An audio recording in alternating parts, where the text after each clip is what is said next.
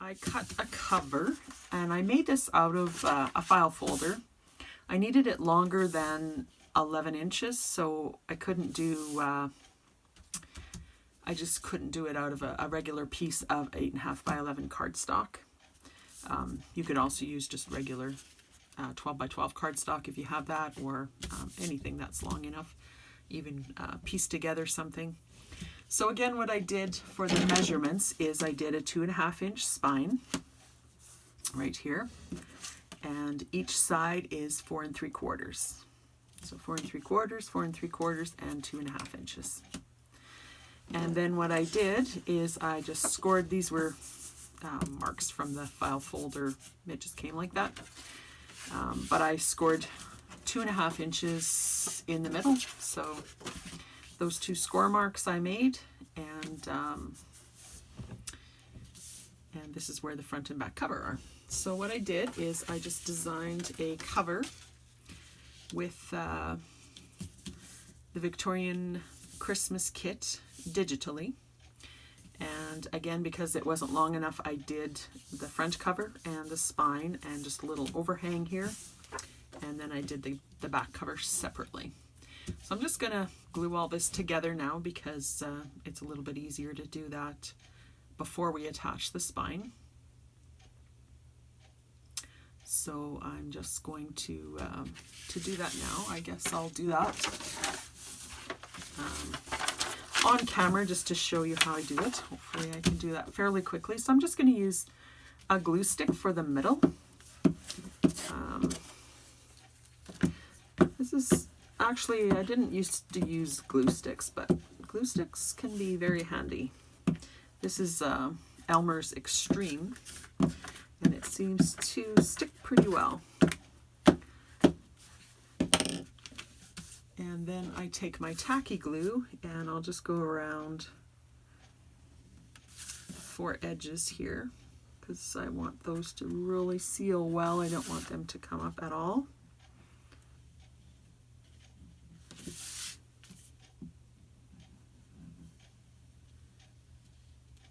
And then I'm going to run a little bead on either side of each of these score marks, because I want that to seal really well as well.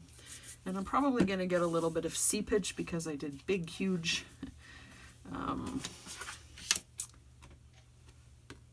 drips of glue there, but that's totally fine. So I'm just going to center this. We've got a little bit of wiggle room here, so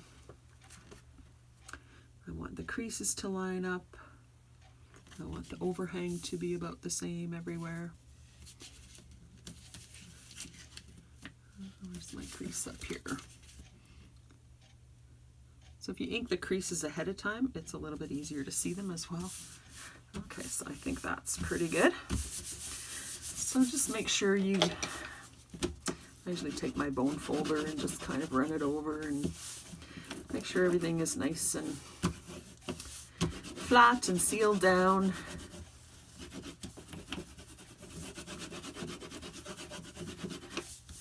This image was in the kit already. It was on one of the Traveler's Notebook pages, so I just resized it a little bit to fit my cover, and I think that looks just beautiful for a cover. I was going to use my collage paper, but I think I'm going to use that for the inside end sheets.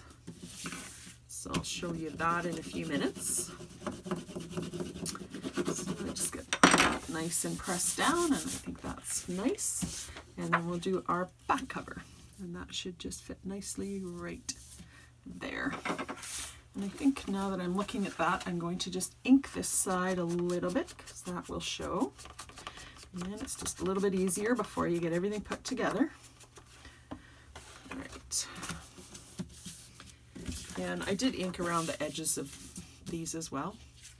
And on my label here, I just said made by my name and Bible Journal Love Victorian Christmas Kit. So I like to do that on my projects because sometimes I forget what I used to make it. And this one has the date on it here, so I didn't worry about the date on the back. But it's good to date your projects too, so you know when you made things, what you used, and it's nice for yourself, and it's nice for those who look at them to remember who made it and when. And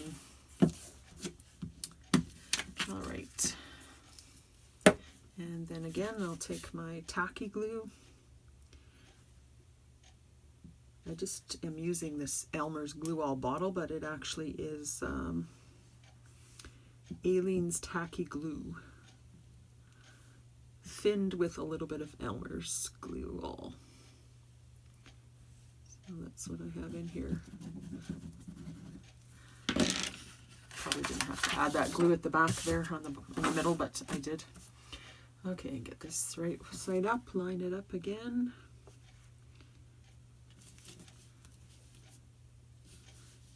I think that's pretty good.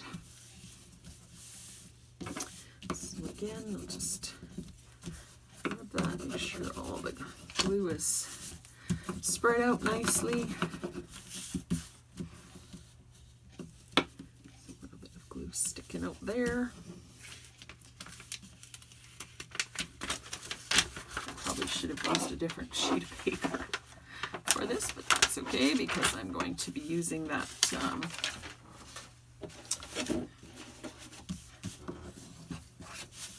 covering that up as well. I'm making a mess of my desk here with glue. I need a little mat or something. Okay, so there's our cover. Is that, okay, there we go. So there's our cover done, and this is what it's going to look like. So it is going to be a chubby book. And now we're ready to stick our signatures in. So then that's what it's going to look like. I don't know if I'm doing this so you can see it or not. I'm hoping you can see all that. All right, so what I'm going to do next, and you could do this different ways. I happen to have this big roll of it's called Sukwang tape, but the other name for it is, oh, I can't remember. Probably most of you don't have this around.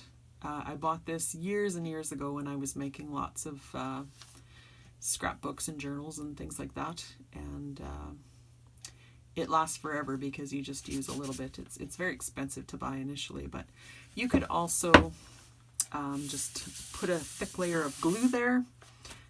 You could put, if you have like some tape like this, I have actually the same tape in 1/4 of an inch, so you can put that, line it all over the edges.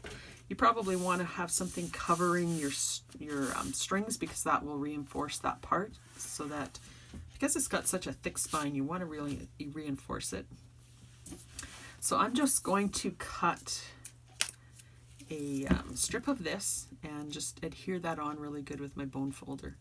And I'm just going to do that off camera because I probably need to get my head in the way there just to get it on really straight, and I'll be back in 2 seconds. So first of all, I took my spine and I put that tape on the back, and I used my bone folder to burnish the tape on really well. And then I took the backing off and lined it up, and again I burnished in between each of the signatures here so that it's just really nicely adhered. That tape is extremely strong, so that will stay forever. If you use glue, you might want to just wait a few minutes for it to dry before you move on to the next step, but if you use tape, you're ready to go.